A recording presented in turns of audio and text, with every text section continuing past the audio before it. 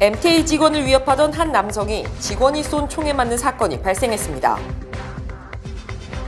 연방정부가 난민 신청자를 대거 수용하고 있는 도시에 8억 달러를 지원할 것으로 전망됩니다. 연방의회가 1조 6,500억 달러에 달하는 2023 회계년도 예산안에 합의했습니다. 4월 1일부터 수백만 명의 메디케이드 가입자들이 의료보험을 잃게 될 전망입니다. 아름다운 제품에서부터 아름다운 사회를 만들기까지 키스는 뉴욕에서 시작하여 현재는 전 세계 12,000명의 직원들과 함께 끊임없이 도전하는 기업입니다. 사람을 생각하고 존중하는 기업. 키스는 한인들이 사회의 주인공이 될 수 있도록 든든한 버팀목이 되겠습니다. 글로벌 뷰티 기업 키스. As a mom, I always seem to be doing two things at once. I'm always on the go, so I was happy to hear that I could get a flu shot and updated COVID-19 booster at the same time. It will keep our family safe. And reduce the risk of serious illness. And make sure we don't end up in the hospital. Get your flu shot and COVID-19 vaccine or updated booster, safe to get at the same time. It's twice the protection and twice the peace of mind. Call 311 or visit nyc.gov/vaccine-finder. 시청자 여러분 안녕하십니까? 12월 21일 수요일 TKC 뉴스데스크 첫 소식입니다. 어제 뉴욕시 지하철에서 MTA 직원을 위협하던 한 남성이 직원이 쏜 총에 맞는 사건이 발생했습니다. 보도에 박하율 기자입니다. 뉴욕시경은 어제 저녁 유니온 스트리트역에서 39세 남성이 MTA 직원이 쏜 총에 맞아 크게 부상을 입는 사건이 발생했다고 밝혔습니다. 사건은 애틀랜틱 애비뉴 바클레이스 센터역에서 오후 9시경 시작됐습니다. 지하철 티켓 판매기에 요금을 회수하던 직원이 동료와 함께 복귀하기 위해 알트레인을 기다리던 중 39세 남성이 이들에게 접근했습니다. 이어 이들을 공격하겠다고 위협했고 지하철에 함께 올라탔다고 경찰은 밝혔습니다. 지하철이 유니온 스트리트역에 도착했을 때 두 직원은 해당 남성으로부터 피하기 위해 지하철에서 내렸지만 해당 남성은 또다시 따라내려 계속해서 이들을 위협했습니다. 이에 MTA 직원은 총을 들었고 더 이상 다가오지 말 것을 경고했지만 39세 남성은 이를 무시했고 결국 MTA 직원은 총을 발사해 해당 남성이 가슴에 총상을 입게 된 것입니다. 이에 따라 뉴욕시경은 곧바로 현장에 대응했고 총상을 입은 남성은 인근 병원으로 옮겨졌습니다. 뉴욕시경은 이번 사건의 용의자가 12건 이상의 전과가 있고 총격을 가한 직원은 21년을 근무한 베테랑 직원으로 근무기간 동안 총기를 직접적으로 사용한 것은 이번이 처음이라고 밝혔습니다. 연방정부가 난민 신청자를 대거 수용하고 있는 도시에 8억 달러를 지원할 것으로 전망되는 가운데 뉴욕시가 이 예산 중 상당수를 확보할 것으로 보입니다. 척 슈머 원내대표가 2023 회계년도 예산안에서 8억 달러가 난민 신청자를 수용하고 있는 도시들에게 배분되도록 협상을 마쳤다고 밝혔습니다. 이번 정부 예산은 난민 신청자를 수용한 도시들이 직접 지원을 신청해야 하는데 뉴욕시는 올해 약 3만 1,000명의 난민 신청자들을 수용했기 때문에 예산 중 상당수를 확보할 것으로 예측되고 있습니다. 이번 지원금은 피마의 긴급 식량 및 쉘터 인도주의 프로그램에 할당될 예정이며 피난처 건설과 확장을 포함해 난민 신청자들에게 음식, 교통, 기본적인 치료, 코로나19 검사 및 기타 서비스 등을 제공하는 데 사용될 전망입니다. 이에 대해 에릭 아담스 뉴욕시장도 성명을 통해 이와 같은 소식을 환영한다고 밝혔으며 뉴욕시가 지원금을 통해 어느 한쪽으로 치우치는 것 없이 뉴욕 시민과 난민 신청자 모두를 위한 지원을 할 수 있게 될 것이라고 말했습니다. 이번 연방정부의 지원금 8억 달러는 작년 1억 5천만 달러 지원금 대비 약 433%가 증가한 액수입니다. 연방의회가 어제 2023 회계년도 예산안에 협의했으며 크리스마스 연휴에 들어가기 전인 오는 23일 이를 최종 승인시킬 것으로 전망됩니다. 민주, 공화 및 상하 양원 지도부는 어제 새벽 2023 회계년도 연방정부 예산을 1조 6,500억 달러 규모로 합의했으며 국방 예산과 일반 부처 예산 모두 대폭 늘어났습니다. 이에 합의된 예산법안에 따르면 국방 예산은 8,580억 달러로 전년보다 10% 늘어났고 비국방 일반 부처 예산도 7,725억 달러로 6% 증액됐습니다. 민주당은 공화당의 국방 예산 증액 요구를 수용, 바이든 행정부가 편성한 예산보다 450억 달러 늘리는 대신 일반 부처 예산은 물가 상승률에도 못 미치는 6%만 증액하기로 합의했습니다.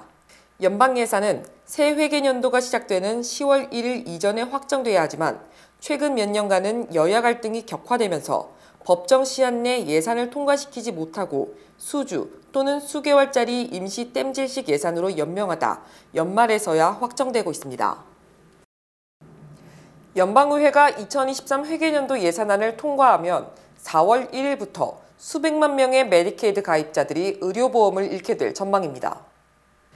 이 예산법안은 코로나 방역 기간 중에 메디케이드에 등록된 가입자들을 주정부가 의료보장 대상에서 쫓아내는 것을 금지하는 보건비상법으로 의회가 앞으로 일몰기한에도 이를 연장하지 않을 것으로 예상됩니다. 그동안 약 8천만 명의 저소득층이 혜택을 입었던 메디케이드에서 앞으로 수백만 명 이상이 축출당할 것이 예상되는 가운데 바이든의 연방정부는 가입자들을 내년에도 유지할 수 있도록 하는 각 주정부에 대한 추가 지원금도 단계적으로 축소할 예정입니다. 바이든 행정부는 그동안에도 전국 25개 주의 공화당 주지사들로부터 공공보건 비상사태 종료를 선언하라는 압박을 점점 더 크게 받아왔습니다. 주지사들은 19일에도 대통령에 보내는 공개 서한에서 이를 요구하면서 과도하게 부풀어 늘어난 메디케이드 등록자에 대한 우려를 표했습니다. 이번 법안이 통과되면 모든 주에서 이르면 4월 초부터 가입자 퇴출을 시작해야 하지만 사전에 반드시 이를 공식 통보해야 합니다. 연방하원이 트럼프 전 대통령의 6년치 세금 보고서를 일반에 공개하기로 결정한 가운데 연방국세청이 트럼프에 대한 의무적인 세무조사도 하지 않았던 것으로 드러났습니다. 박하율 기자가 보도합니다. 연방하원 세입위원회는 트럼프 행정부 당시 연방국세청이 현직 대통령에 대해 실시해야 하는 의무 세무조사를 거의 하지 않았다는 29페이지짜리 조사보고서를 어제 발표했습니다. 세입위원회는 연방국세청이 의무적으로 세무조사를 해야 하는 5건의 세금 신고 중 2016년치 단 한 건만 조사 대상으로 지정하고 제때 조사에 착수했지만 이마저도 임기 내에 마무리되지 않아 재임 4년간 단 한 건의 조사도 마무리하지 않았다고 밝혔습니다. 또 2015년치 세금 보고서는 신고 4년 뒤인 2019년 4월 3일 조사를 시작한다고 트럼프 대통령에게 통보했으며 이날은 공교롭게도 하원이 IRS의 트럼프 세금 보고 정보를 요구한 날이어서 의회가 세금 조사에 나서야 IRS가 부랴부랴 액션을 취한 것으로 풀이됩니다. 연방국세청 규정상 대통령과 부통령에 대해서는 반드시 세무조사를 해야 하며 트럼프 전 대통령은 2015년치 개인소득세 보고부터 2019년치 세금 보고까지 5년치 세금 보고가 의무조사 대상입니다. 한편 세입위원회는 어제 트럼프 전 대통령의 2015년에서 2020년까지 6년치 세금 보고서 일반 공개 여부에 대한 투표를 실시해 민주당 의원 24명은 전원 찬성하고 공화당 의원 16명의 전원 반대로 공개 결정을 내렸습니다. 하지만 트럼프 세금 보고서는 개인정보 보호 차원에서 사회보장번호 등을 삭제하는 작업을 거쳐야 하기 때문에 정확히 언제 공개될지는 알려지지 않았습니다. 트럼프 전 대통령이 자신의 기업체 거액 적자를 이유로 상당에게 세금을 면제받았다는 의혹이 상당 부분 사실로 드러났습니다. 연방하원 세입위원회는 국세청에서 넘겨받은 지난 2015년부터 2020년까지 트럼프 전 대통령의 6년치 세금 보고서 조사 결과 이 기간 중 총 소득은 5,320만 달러 적자라고 신고한 것으로 밝혀졌습니다. 세입위원회가 별도로 발표한 보고서에 따르면 트럼프 전 대통령과 멜라니아 여사는 조인트 세금 보고를 했으며 2015년치 세금 보고서에서 수입이 3,173만여 달러 적자, 2016년치도 수입이 3,219만 달러 적자, 2017년치에도 수입이 1,281만 달러 적자라고 신고한 것으로 드러났습니다. 이는 트럼프 전 대통령이 1990년대 자신 소유 기업의 거액 적자를 이유로 그 이후 세금 보고 때 이 적자가 수입에 반영됨으로써 그 이후 약 20년간 세금을 한 푼도 내지 않았다는 지난 2016년 뉴욕타임스 보도와 거의 일치하는 것입니다. 트럼프 전 대통령은 2018년부터 수입이 흑자로 돌아서서 2018년치 수입이 2,439만 달러, 2019년 444만여 달러로 신고했고 2020년치는 다시 수입이 469만 달러 적자라고 신고했습니다. 즉 트럼프 전 대통령은 자신 소유 기업 적자를 이유로 적어도 2017년까지 계속 수입을 적자로 보고함으로써 엄청난 세금 혜택을 본 셈입니다. 지난 9월 말 기준 적체된 세금 보고서가 1,240만 건에 이르며 이 중 65%인 800만 가구가 세금 환급을 받지 못하고 있는 것으로 조사됐습니다. 의회 회계감사원은 2022 회계년도가 끝난 지난 9월 말 현재 연방국세청이 처리하지 못한 세금 보고서가 1,240만 건에 달하며 이 중 800만여 건은 종이 서류로 보고한 것이며 400만여 건은 정밀감사에 회부된 서류라고 밝혔습니다.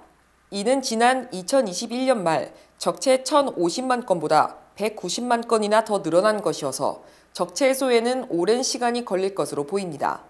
특히 전체 납세자의 65%가 세금 환급을 받는 것을 감안하면 약 800만 가구가 평균 3,100달러씩의 세금 환급을 받지 못한 것으로 추정됩니다. 세금 환급을 받는 가구의 대부분은 중산층 이하 저소득층임을 감안하면 세금 환급을 받지 못한 돈 3,100달러는 한 달 생활비와 맞먹는 돈이어서 저소득층의 경제적 고통이 가중되고 있습니다. 블로디미르 젤렌스키 우크라이나 대통령이 오늘 미국을 전격 방문, 바이든 대통령과 정상회담을 가졌습니다. 젤렌스키 대통령은 지난 2월 러시아의 우크라이나 침공 이후 첫 외국 방문지로 미국을 선택했으며 백악관에서 바이든 대통령을 만나 20억 달러의 무기 지원 등 내년 449억 달러에 달하는 미국 원조 등에 대해 논의했습니다. 양국 정상은 우크라이나에 대한 미국의 지속적 지원을 재확인했으며 러시아의 부당한 침공에 단호히 맞설 것을 다짐했습니다. 젤렌스키 대통령은 바이든 대통령과의 정상회담 외에도 상하 양원 합동회의 연설을 통해 민주공화 양당의 초당적이고 지속적인 지원을 호소했습니다. 특히 젤렌스키 대통령이 미국 방문은 러시아의 우크라이나 침공 300일째 이뤄진 것으로 지난 11일 바이든 대통령과의 통화에서 처음 논의됐고 사흘 전인 지난 18일 최종 확정되는 등 전광석화처럼 진행돼 푸틴 러시아 대통령의 허를 찔렀다는 평가를 받고 있습니다. 젤렌스키 대통령은 지난해 9월 1일 미국을 방문해 바이든 대통령과 정상회담을 했었습니다. 한편 러시아는 젤렌스키 방미 소식을 접한 뒤 미국의 우크라이나에 대한 추가 무기 공급은 사태를 악화시킬 것이며 평화협상 가능성은 없을 것이라며 반발했습니다. 트위터를 인수한 일론 머스크가 2달 만에 CEO 자리에서 물러나겠다는 뜻을 밝혔습니다. 머스크의 돌발 행동에 테슬라 주가마저 폭락하면서 내린 결정으로 보입니다. 김종원 특파원입니다. 한 코미디언의 쇼 무대, 머스크가 게스트로 등장하자 관객석에서 엄청난 야유가 쏟아집니다.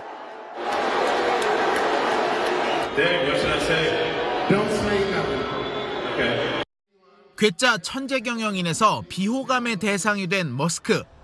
지난 10월 트위터를 인수한 직후 직원 절반을 해고해 초래된 논란은 트럼프 전 대통령 등 징계를 받은 계정의 영구정지를 해제하면서 정치적 갈등으로 번졌습니다.